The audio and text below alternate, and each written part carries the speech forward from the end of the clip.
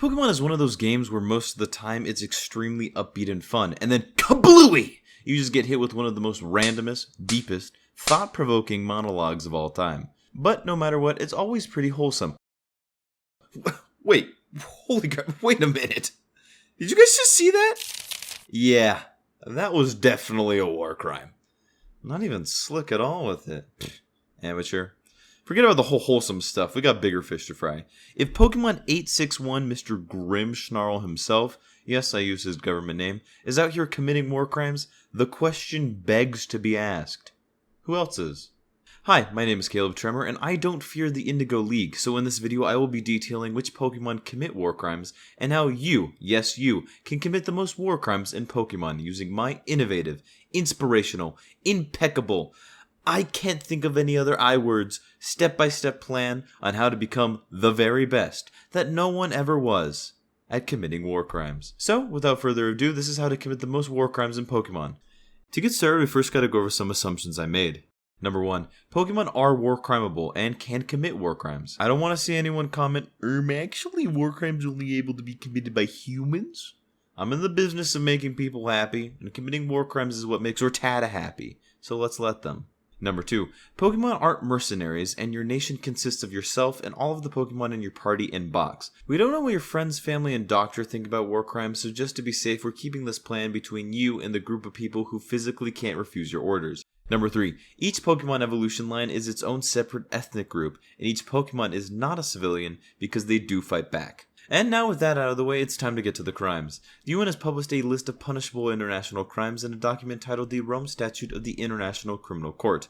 Personally, that is a really long name, so I refer to it as my 5-year plan instead. In my 5-year plan, as I mentioned in my past war crime videos, there are 7 groupings of crimes from 4 different categories: crime of aggression, crimes against humanity, crimes of genocide, and war crimes. However, just to simplify things, I refer to all of these crimes as war crimes. And from Assumption 2 and 3, we can remove these groupings, because this is a conflict of an international nature, and you can only commit crimes against humanity towards civilians, because as soon as you eat the purple crayon and glue of military enrollment, you lose all aspect of your humanity, according to the UN. After carefully removing these groupings with doctor-like precision, and removing crimes that are physically impossible to commit in Pokemon, like this one, we are left with approximately 13 crimes, which have been split into 2 groups: inherent crimes and applied crimes, with inherent crimes being crimes that each Pokemon can inherently commit through their specific movesets, and applied crimes are crimes that any Pokemon can commit and requires a specific action. So, put on your favorite war criming socks and let's jump into Group 1, Inherent Crimes. In this group there are 8 crimes that can be committed, and I will explain all of them to you with the help of Big Head Kyle. The first is willfully causing suffering to protected people, and while we did assume that Pokemon are not civilians and thus inherently not protected people, there is one way we can turn them back into a protected person, and that's by making them no longer able to fight back. And no, I don't mean by giving them an inspirational speech that turns them into a pacifist. I mean by paralyzing, freezing, confusing, and hypnotizing them through any move that does any of those status effects, like any of these for example. Because if you have been made defenseless, partially incapacitated, or incapable of anything, you are now a protected person. So make sure to tell that to your sleep paralysis demon next time you see them, because you have rights.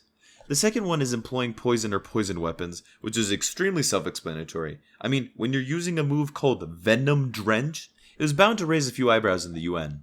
Third is employing asphyxiating, poisonous, or other gases in similar devices, which is also pretty self-explanatory, especially for moves like Poisonous Gas. However, I've decided to expand it to moves that create or trap Pokemon in a sandstorm, because it's pretty easy to choke to death in a sandstorm, and not in a good way. And I've also included Vacuum Wave, because it's kinda hard to breathe with no air. Isn't that right, Earth Queen? Fourth is employing weapons that use biological agents, which is anything that can harm an individual that comes from something living, which includes all of these mysterious seeds, spores, and powders that you can use as a Pokemon. The fifth one is making improper use of a flag or truce, or pretending to be an ally of your enemy. And I will admit this might be the hardest one to sell and justify, but I've made this crime encompass any Pokemon move that portrays your Pokemon as a friendly friend or potential lover of any enemy Pokemon. Because let me paint you a picture. You're a soldier in World War II, and you're in France fighting. You're the quite mysterious type that make girls go wild. So when you're at a bar one night, you see this lady give you some baby doll eyes, and so you just know you have to approach her. She plays nice, and eventually you start to feel like she's really charming you. And then BOOM! She seismic tosses you across the room! and reveals that she is not in fact just French, but actually an evil French person. Personally, I wouldn't like that. And actually, everybody else probably wouldn't like that. Except Guile, of course. He's kinda into that. But those are all moves that a Teddiursa could have, and could use on an enemy Pokemon. You see my point now? 6 is committing outrages upon personal dignity, in particular humiliating and degrading treatment. This primarily is any move that scares or taunts your enemy, like Scary Face and of course Taunt, because these would most definitely result in some pretty humiliating circumstances, especially if you pissed your pants. And you would, you little piss boy.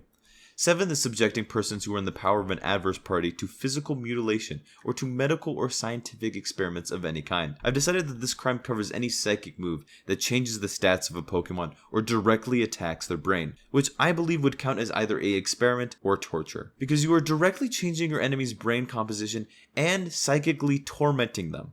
But just to be safe, make sure to write down your findings to ensure that it is science, because the difference between being a horrible human being and a scientist is writing it down. And last but not least, 8th is employing laser weapons, specifically designed to blind someone. Blinding someone is very hard to define, so I've defined it as any move that uses light as an attack, and then one of the side effects is a stat decrease. And so after all of that, you may have noticed that a lot of common Pokemon moves are actually war crimes.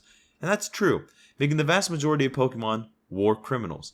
Out of the 1,075 current Pokemon and all other variants that I painstakingly read every single entry of, 1,044 commit at least one of these crimes. That's 97% of all Pokemon. And that 3% of crimeless Pokemon are Pokemon like Magikarp, Unknown, and Kakuna, and also Pinsir. For some reason, he's clean as a whistle. Each Pokemon commits on average 7.73 war crimes for a grand total of 8,271 crimes able to be committed by Pokemon. But before we move on to Group 2, I do want to highlight a few interesting statistics and things. Number 1, Mew commits the most crimes with 34, primarily from the fact that Mew can learn a large amount of TMs. It's still weird to say that this cute, adorable floating cat is actually the harbinger of death, the merchant of destruction, and the visage of the apocalypse. Number 2, while this graph seems to show that the rate of Pokemon committing war crimes over time is pretty unchanging and consistent, if we divide the Pokemon into generation, and then find the war crimes per capita per generation, we see a steady decline, which is disappointing. Game Freak, please boost these numbers. War crime inflation is the only type of inflation that's good, and we need to ensure that as the population increases and the worth of the dollar decreases, that we can commit more war crimes. And third, I suffer from an inability to sleep sometimes. Some people might call it insomnia. I call it dedication, because I use this time to work. And while working, I had some strokes of authorial and inquisitive genius, writing some notes and questions next to certain Pokemon, such as, how can he punch? Average New Yorker. Literally me. How tickle? Gender inequality at its finest. Goofy aw smile. I fell in love with an emo girl. South Park Canadian. Baddie. And my personal favorite, Dummy Thick. I kid you not, I don't remember writing half of these, so I just wanted to share because I thought it was really funny. And now it's time for the second group, Applied Crimes. This group is on the slightly smaller side with only 5 crimes, but we're still going to need the help of Big Head Kyle, so say hi. Our first, second, and third are very similar and are the invasion or attack of a state by another state, an attack by the armed forces of a state on the land, sea, or air forces of another state, and declaring that no quarter will be given. And sadly, this last one isn't talking about change. No quarter means no mercy, so invading, attacking, and declaring no quarter will be given in each of the 9 regions will be a total of 27 crimes. The remaining 2 are the following crimes of genocide: causing serious bodily harm towards and imposing measures to prevent births within a group. This is done by targeting specific areas to consistently attack only one gender of a Pokemon.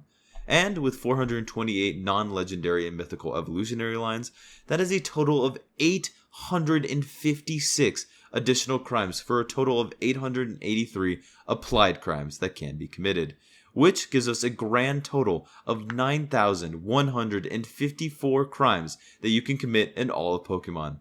But that's not why you're here. It's time for the moment you've all been waiting for. The beautiful, amazing, glorious step-by-step plan on how to teach Pokemon to understand the power that's inside. That power being war crimes, of course. So, without further ado, let's begin. Step 1. Buy or acquire every Pokemon game. But just to let you know, if you pirate them, you are legally obligated to start a crew and lead a team of rapscallions across the 7 seas. Step 2. Boot up a game of Pokemon that you haven't intentionally warcrimed in and beat the game, getting every single Pokemon possible and every TM possible. Step 3. Slowly get each Pokemon in that game to have at one point used every single move that commits an inherent warcrime, making sure to attack after inflicting restrictive status effects like frozen and paralysis, and making sure to write down the effects of your science experiment. Step 4. Commit the applied warcrimes by declaring that no quarter will be given and consistently attacking only one gender of a Pokemon, either in trainer battles or random encounter battles. Step 5. After spending thousands of hours on one game, repeat steps 2 through 4 with each game and region in Pokemon. Step 6. After the entire world has crumbled to pieces following May 2035, celebrate with Rattata because just like you, committing war crimes makes him happy. And lastly, step number 7. Be proud of the fact that you've committed the most war crimes possible in all Pokemon, at 9,154 war crimes. And that's that. I hope you enjoyed it. Please like and subscribe and make sure to send this video to anyone who you think needs this information in their life. Sharing helps grow my channel and allows me to put more time into it, so consider it. My next video will be about 2-ish weeks, so stay tuned for that. And maybe check out this video on the screen right now. I hope you have an amazing day, and I hope that you'll have an amazing day tomorrow. And with that, see you later.